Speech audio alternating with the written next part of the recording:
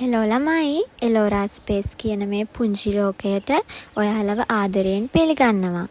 සමහර තැන් තියෙනවා වචන නැතුවත් හිතට කතා කරන. අද එලෝරා ස්පේස් එක්ක අපි එහෙම නිදහසක් හොයාගෙන ලස්සන දිව්‍ය ලෝකයකට ගියා. ඒ තැන මොකක්ද කියලා දැනගන්න නම් දිගටම වීඩියෝ එකත් එක්ක එකතු වෙලා ඉන්න.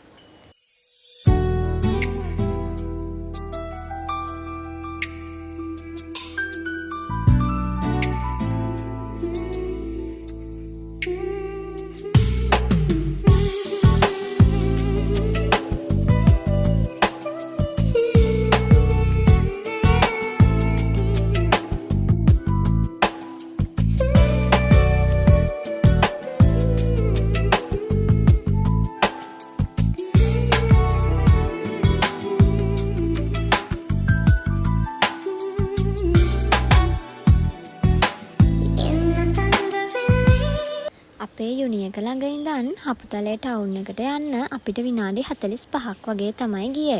හපුතලේ ටවුන් එකේ ඉඳන් කිලෝමීටර් 3.5ක විතර දුරක් තියෙනවා එඩිසන් බැංගලෝ එකට. අපි බස් එකෙන් බැහැලා ත්‍රිවිල් එකක් අරගෙන තමයි ඉතුරු ටික ගියේ. කොහොම හරි අපි බැංගලෝ එක ළඟට එනකොට හරියටම දවල් 1 විතර වුණා.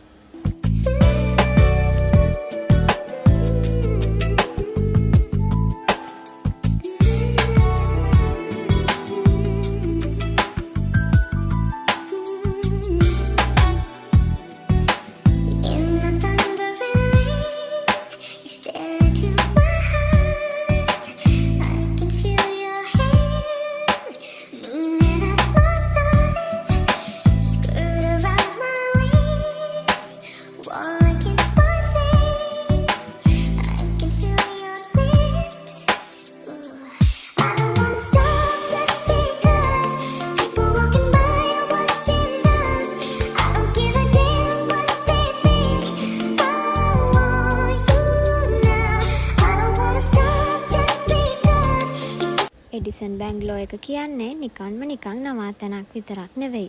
මේ ගොඩනැගිල්ල ඉදි කරලා තියෙන්නේ 1931 වසරේදී. ඒ කියන්නේ බ්‍රිතාන්‍ය යුගයේදී. ඒ කාලේ මේක භාවිතා කරලා තියෙන්නේ බ්‍රිතාන්‍ය රජයේ උසස් නිලධාරියෙක් වුණු සර් තෝමස් විලියර්ස් කියන කෙනාගේ පෞද්ගලික නවාතැනක් විදියට.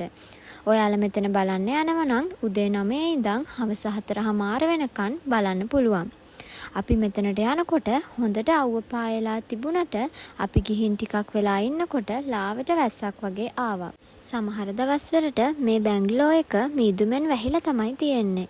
මෙතනට දැනෙන සීතල දේශගුණය සහ ලස්සන වටපිටාව එක්ක හිතට මාරම විදියේ නිදහසක් තමයි දැනුනේ.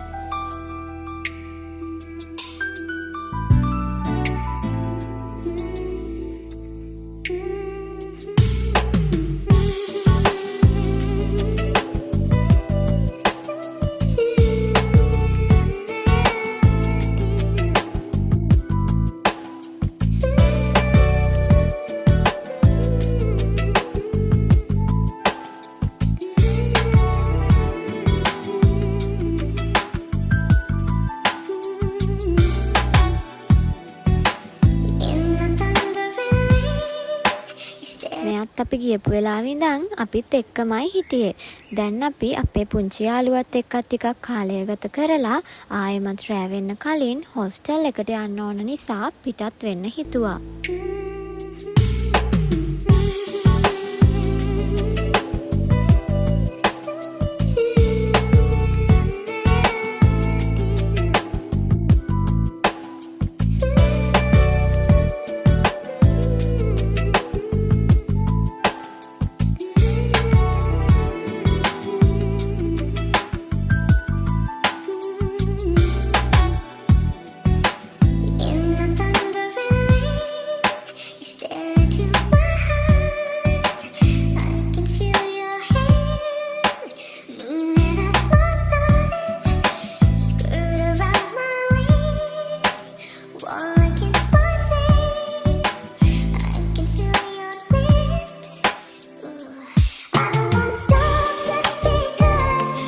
මේ ඉතින් මගේ ෆස්ට් vlog එකනේ. තව ඉස්සරහටත් මේ වගේ ලස්සන වීඩියෝස් බලන්න එලෝරා ස්පේස් YouTube channel එක subscribe කරලා අපිත් එක්ක එකතු වෙලා ඉන්න කියලා හැමෝගෙන්ම ඉල්ලනවා.